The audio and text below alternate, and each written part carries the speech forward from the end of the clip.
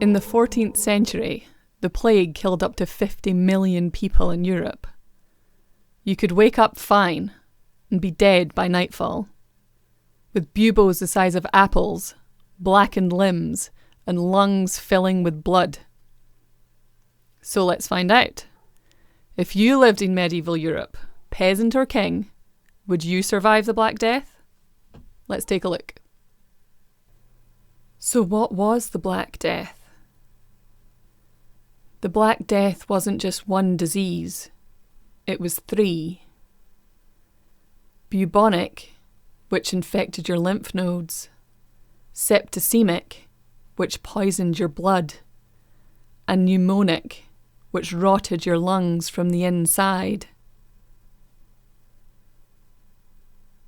It arrived in Europe around 1347, carried by fleas on black rats, though modern science suggests human fleas and lice were just as guilty. One of the earliest cases was at the Siege of Kaffa in 1346, where Mongols dying of plague catapulted infected corpses over the city walls as a medieval form of biological warfare. The plague spread like wildfire. Ships brought it to ports, rats carried it inland, and panic did the rest. Within a few years, it had killed 1 in every 3 people in Europe. If you caught the plague, your symptoms would progress rapidly. On day 1, you'd get fever, chills, and vomiting.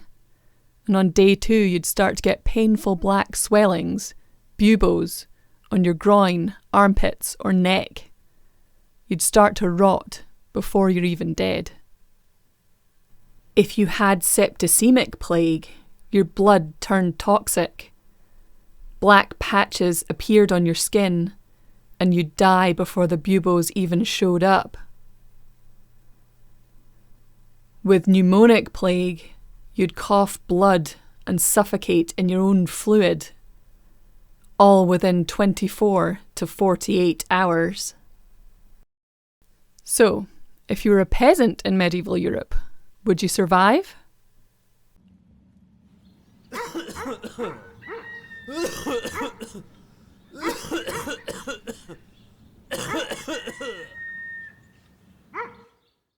You live in a thatched cottage with 6 family members and a goat, and hygiene is minimal. You drink water from the same stream that carries waste, and your immune system is already wrecked from malnutrition. When the plague hits your village, it spreads fast. Your treatment options are crushed onions, vinegar, leeches, or a local cunning woman who tells you to rub a frog on your boils. The church tells you it's God's punishment, so you confess fast and hope for the best.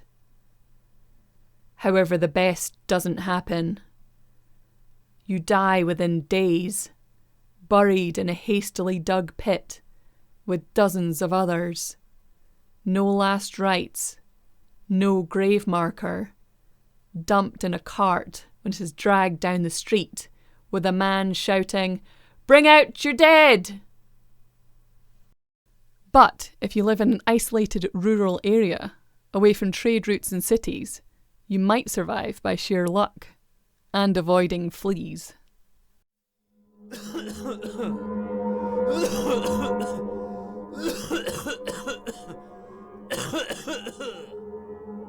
But what if you were a king? You have walls, servants, and doctors. You hear about the plague early and maybe you flee to your country estate. But your doctors wear creepy beaked masks, stuffed with herbs, and they recommend bleeding, mercury, or crushed emeralds to rebalance your humours. Some monarchs did die from it, like King Alfonso XI of Castile in 1350. Even royalty couldn't buy immunity. However, your odds are better. You're fed well, your home is cleaner, and you can isolate. If you're careful and lucky, you might survive. But one infected servant could still cause your slow, painful death. But at the same time, your society is going mad. Flagellants march through towns, whipping themselves to earn God's forgiveness. Panic explodes, and people blame the stars or poison. Doctors try bizarre cures, sitting in sewage, burning rosemary, or carrying flowers under their nose.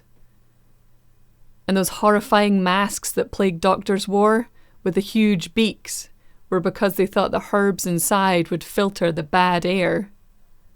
None of it worked. Meanwhile, gravediggers ran out of space.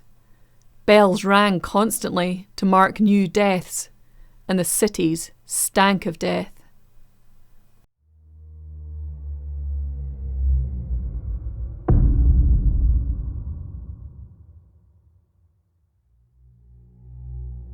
So, would you survive? If you were a peasant, probably not. If you were a king, maybe. If you isolated early and your treatments didn't kill you faster. Survival came down to location, timing, and luck. If you caught the same plague today and got antibiotics quickly, you'd almost certainly live. But back then, death wasn't just a possibility. It was practically inevitable. If you like dark dives into history like this, then please hit the subscribe button for more tales of survival, death and disaster. And let me know in the comments, would you have survived the Black Death?